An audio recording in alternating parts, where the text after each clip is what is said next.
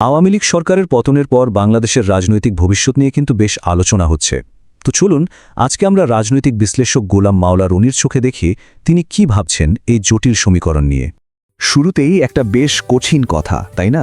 এই কঠোর মন্তব্যটাই কিন্তু আমাদের আজকের আলোচনার প্রেক্ষাপট। কিন্তু উনি কেন এত হতাশাজনক একটা কথা বলছেন, এর পেছনের কারণটা কি? চলুন গভীরে যাওয়া যাক। এই পুরো পূর্বাভাসের মূলে কিন্তু একটা খুবই সহজ কিন্তু গভীর সত্যি লুকিয়ে আছে, আর সেটা হলো রাজনীতিতে কোনো ম্যাজিক হয় না, সবকিছুই নির্ভর করে লিডারশিপের কোয়ালিটির ওপর। রনির মতে এই রাজনৈতিক নেতৃত্ব মানে কি? এটা নাকি এমন একটা বিরল গুণ যা মাত্র 1% মানুষের মধ্যে থাকে। মানে তারাই লিডার যারা নিজেদের স্বার্থের ঊর্ধ্বে উঠে পুরো সমাজকে পথ দেখাতে পারে। কিন্তু সমস্যাটা হলো, রনি বলছেন বাংলাদেশের ঠিক এই ধরনের নেতারই এখন আকাল পড়েছে, আর এর ফলেই রাজনীতির একদম টপ লেভেলে একটা বড় শূন্যতা তৈরি হয়েছে। আর এই শূন্যতা থেকেই জন্ম নিচ্ছে এক গভীর নেতৃত্ব সংকট। এই সংকটটাকে বোঝানোর জন্য উনি একটা বেশ ইন্টারেস্টিং রূপক ব্যবহার করেছেন। এখানে দেখুন, একটা দারুণ তুলনা টানা হয়েছে। একদিকে অতীতের নেতারা যেমন বঙ্গবন্ধু, জিয়া বা খালেদা জিয়া, যাদের একটা আলাদা ব্যক্তিত্ব ছিল, একটা রাজকীয় ব্যাপার ছিল, আর অন্যদিকে বর্তমান সময়ের নেতারা।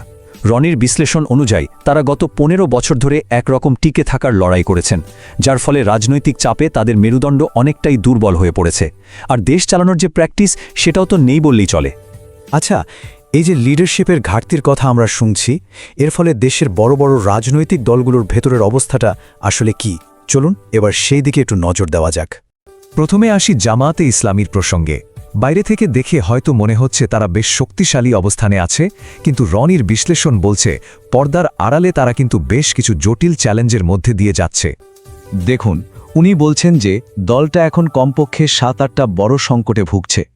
যেমন তাদের নতুন নেতাদের মধ্যে সেই পরিপক্কতার অভাব আছে। আবার কিছু প্রক্সি গ্রুপকে দলে নেওয়ার ফলে তাদের যে কৌশলগত নমনীয়তা, সেটাও কমে গেছে। ইসলামী আন্দোলনের সাথে তো একটা পুরনো আদর্শগত দ্বন্দ্ব আছেই, তার উপর অনলাইন বট আর্মি ব্যবহার করে বদনাম ছড়ানোর অভিযোগও উঠছে। সব মিলিয়ে তাদের ধর্মীয় ইমেজ আর রাজনৈতিক কৌশলের মধ্যে একটা বড় ফারাক তৈরি হচ্ছে। জামায়াতের কথা তো শুনলাম, এবার আসি বাংলাদেশ জাতীয়তাবাদী দল বা বিএনপির দিকে। রনির মতে তাদের নেতৃত্বের পথটাও কিন্তু খুব একটা মসৃণ নয়। বিএনপির নেতা তারেক রহমানের সামনে বেশ কয়েকটা বড় বাধা আছে। প্রথমত, প্রায় 17 বছর দেশের বাইরে থাকার পর দেশের বাস্তবতার সাথে নিজেকে আবার মানিয়ে নিতে তো সময় লাগবেই। দ্বিতীয়ত, পুরানো দিনে নেতাদের মতো তার পাশে অভিজ্ঞ উপদেষ্টাদের একটা শক্ত বৃত্ত নেই। তৃতীয়ত, তার কাছের যারা আছেন তাদের নিজেদেরও নাকি কিছু অসম্পূর্ণতা রয়েছে। আর সবচেয়ে বড় যে বিষয়টা, সেটা হলো দলের অভ্যন্তরীণ কোন্দল, যেটা এখন হয়তো চাপা আছে, কিন্তু নির্বাচনের পর এটা মারাত্মক আকার ধারণ করতে পারে বলে ধারণা করা হচ্ছে। মানে মূল বিষয়টা হলো লিডারশিপ শুধু একজন ব্যক্তিকে গিয়ে হয় না, তাকে ঘিরে থাকা টিমটাও খুব গুরুত্বপূর্ণ। আর রনির মতে ঠিক এখানেই একটা বড় ঘাটতি রয়ে গেছে। তো যখন দেশের প্রধান দুটো জোটের ভেতরেই এত সমস্যা, তখন সামনের নির্বাচনটা কেমন হতে পারে?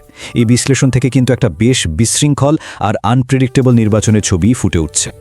আর এই ব্যাপারটা বোঝানোর জন্য রনি একটা দারুণ উপমা দিয়েছেন। উনি বলছেন জামায়াত বা বিএনপি যেই ক্ষমতায় আসুক না কেন, অবস্থাটা হবে একটা তেল মাখানো কলাগাছে বানরের ওঠার মতো। মানে ফলাফলটা হবে একটা মজার, বিশৃঙ্খল আর শেষমেশ নিষ্ফল একটা দৃশ্য।